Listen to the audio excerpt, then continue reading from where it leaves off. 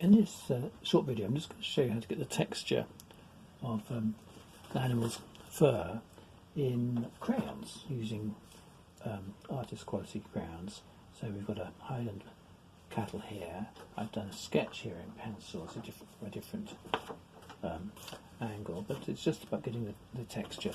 Now, in acrylics or oils or pastels, as in this alpaca I've painted, the technique is generally to paint the darker colours and finish with the lighter colours, the highlights, which you build up on top. So you build it up in a few layers. So you get the darks in, come up to the midtones and complete with the light colours, using, depending on the texture of the animal, drier brush strokes as you build up the lighter shades.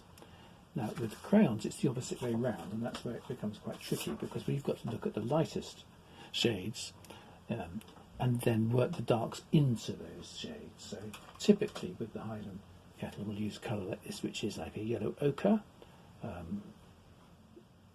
which is Caran dash number 35. Pick up these pale shades. You use it quite lightly. So let's just start at the top of the head, for example. And I'm just using the side of the crayon.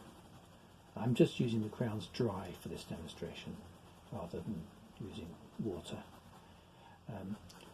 And I'm always stroking the crayon in the direction that the hair goes. And if you look at the face of this Highland cattle, you can see this is particularly around the face. It goes in every direction. So we've got to get in here into the middle of the forehead and start to work outwards, like a sort of spiraling outwards. And then it's going down the direction of the nose, and then it's going backwards across the cheek, and so on. Now, for the first layer, I just use the side of the crayon and just put a sort of effectively a wash of colour. I don't go everywhere, because in some areas I'm going to go darker, but I go over much of the coat. And then we start working in darker shades. So with the crayons here, I've got some, it's like a burnt sienna colour, number 59. I've also got a really lovely reddish brown here, probably an English red, and that's number 65. This gives more sort of gingery look, so we can start working these darker shades. I'm also going to use, I'm actually going to use some orange, because we've got this sort of golden colour, so that's number 30 in the Prismalo range. Those numbers apply to all the Caran dash range, by the way. And I've also got a 49, which is a much darker brown. I would probably call it a burnt umber. Now, so I've got 5 colours altogether. I'm going to work progressively darker, picking up the sort of the orange hints and so on. So let's just pick up where the colours go. And again, we're just overworking now, but in this instance, what I'm starting to do, and I'll zoom in so you can see a bit more, I'm starting to put in broken strokes. Just move the camera up a bit. There we go. So rather than flood it in, I'm using the tip of the crayon and I'm going with the direction of the fur. So I'm just doing little flick strokes. And by using the tip of the crayon, you put a bit more pressure on it. You can build up a little bit more colour. So that's the ochre and the orange. Let's use this more chocolatey brown, particularly around the ears. Here we've got some deeper shades. Sort of nice reddish warm brown here. And again, now I just put in a few little strands going through the sort of shaggier coat of the hair, the head here. And with these good quality crayons, you can build up 2 or 3 layers, one on top of the other. With the cheaper crayons, that's not so possible. So just depending on the quality of the crayons you've got, see how far you can go. And then we're going to use the next 2 browns. So I'm going from the lightest shade and then just getting darker and darker. But right at the end I'll show you something else that might add an extra dimension to what we're doing. So getting me much darker in here. And again I'm becoming a bit more sparing with these darker shades. And of course under the head in the photograph I've got here, we've got some real dark shadows, so that's where we start to use the burnt umber grounds, I'm going to press really hard and block this in quite densely. Again, when I get to I'm still working in the direction that the hairs are going, so that where I meet the previous colours, you get a nice sort of shaggy connection. And then when I've got the edges described with the broken strokes, I can actually shade in quite solidly, but I still do it in the direction of that the hair is growing. So this is a technique you can use for lots of animals. I might just show you something doing an animal which has got black and white colouring, for example, where you want to shade the whites, which can be tricky. Before I do that, let me just show you something else, and that is that with this technique, you can also introduce other colours. So if I'm going to get a really dark colour, it might sometimes be appropriate to use a dark blue or a purple. So I've actually got here, this is a number 120, which is a sort of purpley blue, and if you add that to your dark brown, you can make it an even denser, more contrasty colour. If it comes up too purple, the answer is you can put the brown back on top of it, and it will give extra depth. So particularly where I get the dark, so the eyes coming in here, let's just see if a little bit of extra purple would give a bit more intensity to the palette. In the nostrils here as well. So don't shy away from using a whole range of colours and building it up and seeing if you can get the textures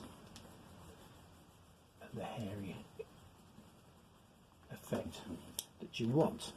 So I'm just going back through a few colours here, but as I work across the animal, I'll do it in sections. I'll start with the lightest shade, I'll work down into the deepest shades and build it up progressively, and that way you can retain all the modelling that you want.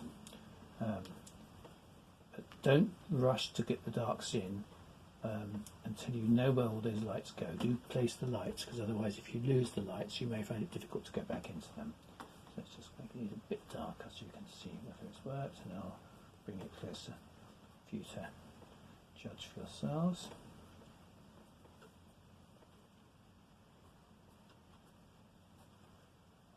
I'll show it down here.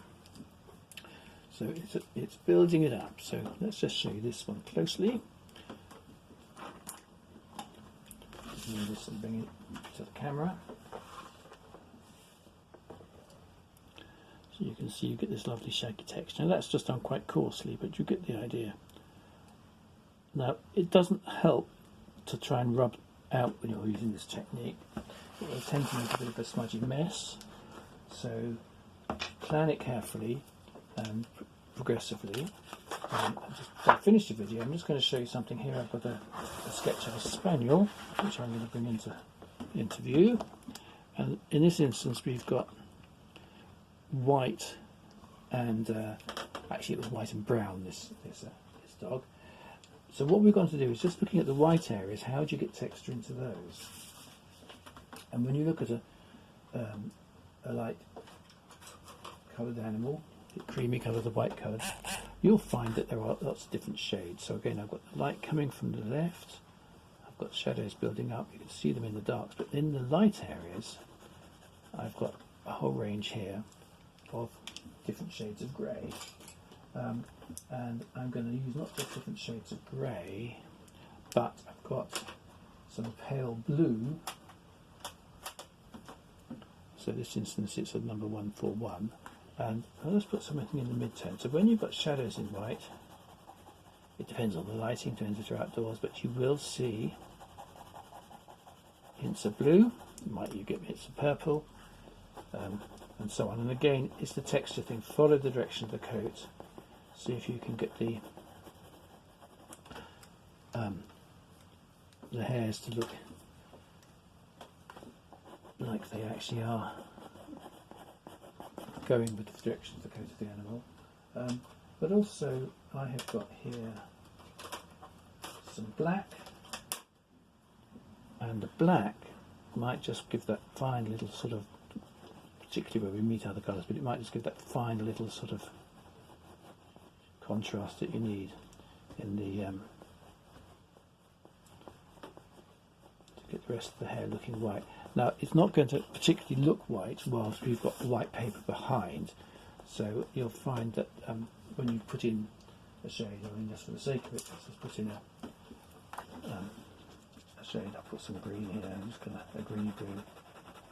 Once you've got some colour behind the animal, so you're placing it into the context of a landscape or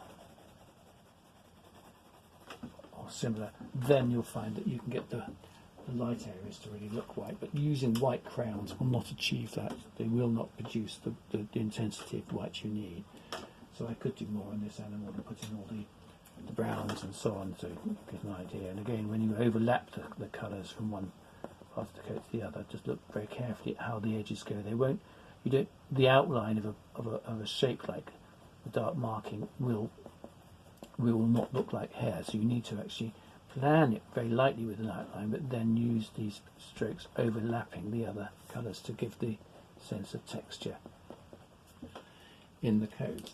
So it's all about building it up, but working from this lighter shades. And I would do all the whites first and shade the dog or shade the cat or whatever else you're doing it before you go into the different colours, and then decide how much shadow the white itself has. And maybe the white isn't even really white. It might be, depending on the lighting, it might be quite creamy coloured. It might be purple, blue, brown.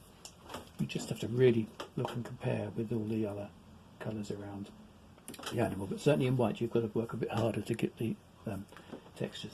When it comes, by the way, to black animals, let's pretend this is a tri-coloured dog.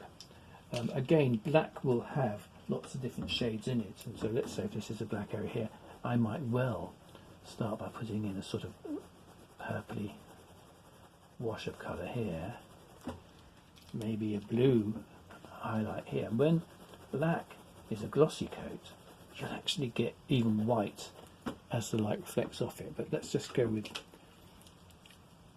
it's a darker patch of black here, and we'll get this crayon is a bit of a sharpen. So when you actually put black in, you leave those bluey, purpley bits. Let's go back a bit, and you'll get the effect. I need to sharpen my crayon. Here we go. So this is coming up blacker now. So when you bring the black into the coat, again following the direction, you can leave the highlights where that coat is catching a bit of light, which might be, as I say, green. It might be purpley, it might be bluey, it might be grey. But look for those highlights, leave them out. Start with the highlights in the black coat, then when you go really black, you can pick out the real dark contrasts and give a sense of the gloss of the coat. So you need to look. I mean, obviously I'm only doing a little mini demo here. If you look to my videos on how to paint all these animals all the way through, you'll see me explaining this in greater detail, but this is just a way of giving you a method to attack the texture and the gloss of an animal's coat. So I hope you've enjoyed that. I hope you can apply that to your own animal sketching, and you can use the same technique when you're painting portraits with people's hair. You can use the same technique actually to paint landscapes where you've got grasses, long grasses, or textures in the undergrowth. It's the same technique, but start with the light when you're using crayons, same as you would in watercolours, and then build into the darks. Thank you for watching.